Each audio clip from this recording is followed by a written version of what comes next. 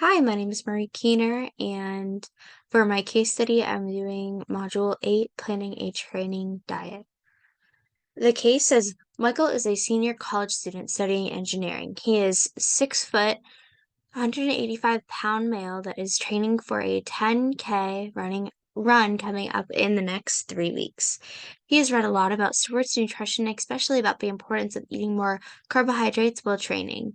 He has also been struggling to keep his weight in a range that he felt comfortable with for speed and endurance. Consequently, he's also trying to eat as little fat as possible. Unfortunately, over the past week, his workouts in the afternoon has not met his expectations. His run times are slower, and he shows signs of fatigue after just 20 minutes into his training program. His breakfast yesterday was a large bagel with cream cheese and orange juice. For lunch, he had a small salad with fat-free dressing and a large plate of pasta with marinara sauce and broccoli and a diet soft drink. For dinner, he had a small broiled chicken breast, a cup of rice, some carrots, and iced tea. Later, he snacked on fat-free pretzels. So my biggest concerns with this case are the highlights. So the highlights is that he's 6 foot, he's 185-pound male, and he's training for a 10K that is coming up in 3 weeks. So that's what we're focusing on. And then his dimensions is what we will base his diet off of. He is trying to keep his weight in a range that is comfortable and it contributes to better speed and endurance. And then he is eating as little fat as possible and prioritizing carbohydrates. His run times are slower and he is showing fatigue after just 20 minutes. And then I also highlighted his whole diet, which I go over in a bit. Is a high carbohydrate pattern a good idea during Michael's training? So carbohydrates are a great idea for the day of or the night before the race due to carbs stocks your muscles up with glycogen. But long-term carbohydrates is going to deplete your body of other essential nutrients and protein needed for energy and normal body functions.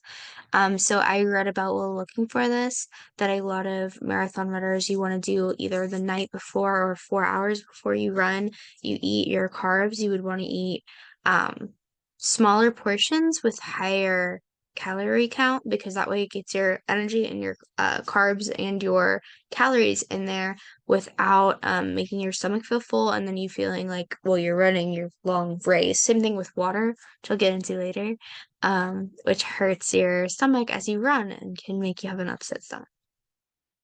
So, this is Michael's diet. I just went over it. Bagel, cream cheese, orange juice, small salad with fat-free dressing, pasta, marinara sauce, broccoli, soft drink, diet soft drink, small broiled chicken breasts, a cup of rice, carrots, iced tea, and fat-free pretzels. So what I did is I put all of these values into Nutrition Calc. So I don't think these are 100% accurate. I mean, I'm just using basically what I was given and like the amounts, which wasn't very much.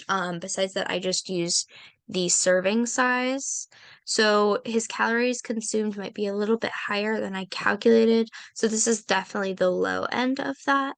But because he probably had more food than what I'm writing down.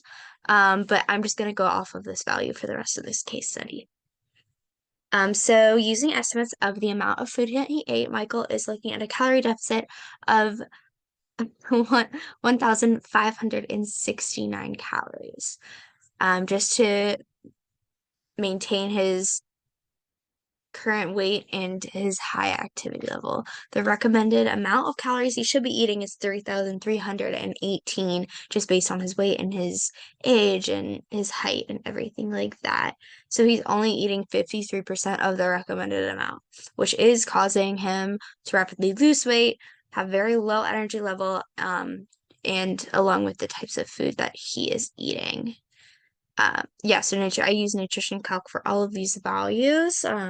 Again, it might be a little bit on the low end, but still, he's definitely not eating the amount of food that he should eat, even just to maintain regular body function, let alone training for a 5K, 3K, whatever, a race.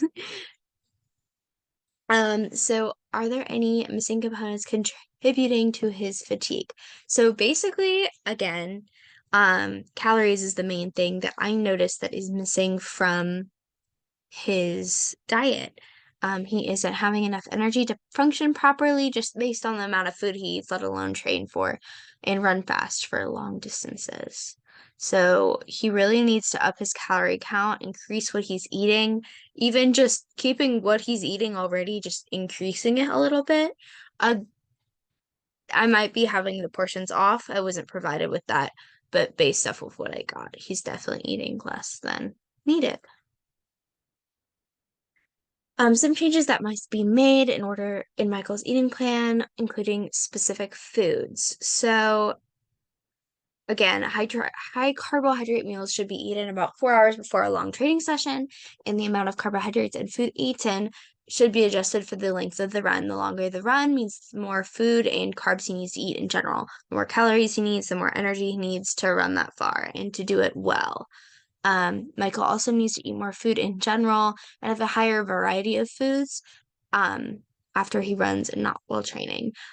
His protein levels were pretty low, and he didn't have very little like fruits and vegetables. There wasn't, if you put it in the little food pyramid, he's pretty much eating carbs, which I know was his plan, but for doing that every single day for your whole life, especially while you're training and not focusing on just running, like he needs to diversify his diet a little bit. Um, Fluid needs being met during workouts. So runners need to carefully watch how much they drink before and during and even after a race. While drinking too much water before or during a race can cause a runner to be waterlogged or hypoglycemic. Too little can cause you to be dehydrated. Recent studies show that a runner should drink 5 to 12 ounces every 10, 15 to 20 minutes during a race or training. So in some of the studies I was reading, it turns out some of the people who had run Ironmans were like 90% dehydrated after they were running, and they were the ones who won the Ironmans, just based off of how much water you lose. But there's also people who run those Ironmans or run long marathons that drink so much water during or after or before. Um, that are becoming hypoglycemic, and that can cause serious health problems. And so you really have to watch that. So you should actually have to calculate the amount of water that Michael should be drinking, just based off of his weight, how much he's actually running, how much he's eating every day, and that should be calculated for the individual person on the individual day, just to make sure like he's in peak performance with the amount of water. Um, should he focus fueling his body before, during, or after his workouts? So Michael should focus on loading carbohydrates a few hours before training or the night before a race. He should focus on hydration during the workout and focus on meeting calorie counts and other dietary and macronutrient amounts after the workout. Um, so by loading on carbohydrates before the races and the night before your long marathons, you have enough energy and you're not super like bogged down on food, that you are able to race.